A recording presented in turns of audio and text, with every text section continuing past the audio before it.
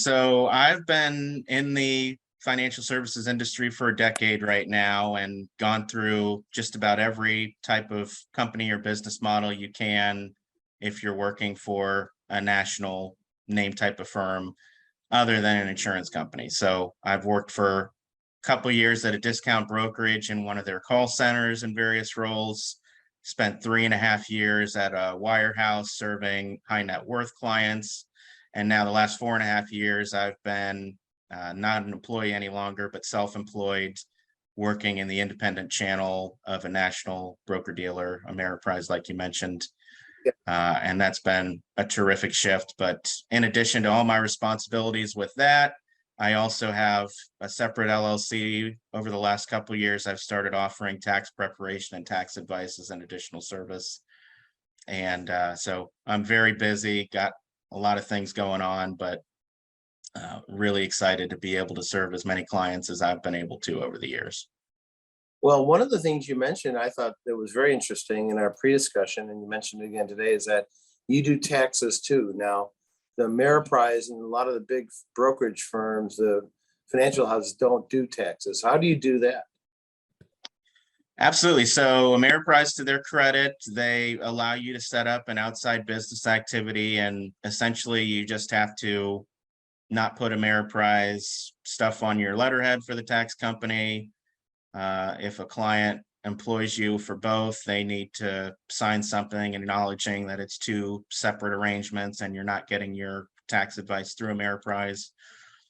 But from that standpoint, then you can run it like your own business. So I basically got into this because prior to the shutdowns with the pandemic in 2020, I met with 3 or 4 families in a row that I've worked with for years and years. And all of them, for some degree, were dissatisfied with their tax advisor at that point, and talking about it would be so much easier with me understanding what they have, what their tax situation is, to be able to just fold that into everything else we do together. And I researched and found that there was a way to do it. I got the enrolled agent certification through the IRS to become a bit of more of an expert.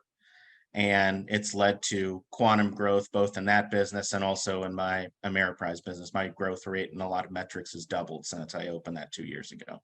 Well, and many of the financial firms don't want that, but you found a way to do it with Ameriprise, which is great.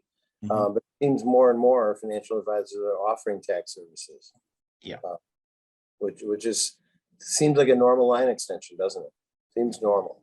It does. And what I've found is as we get more and more to a commoditized process with investments, it's becoming increasingly more and more with my clients. Kind of the major value add differentiator is there's a lot of people that they talk to or that they get cold calls from that can run a financial plan or manage their investments, but very few of them also have that tax expertise. So it's really solidified a lot of my relationships with people and becoming a major differentiator to me. And you're a CFP as well, so that really builds your credential in those areas, and the CPA as well, which is great.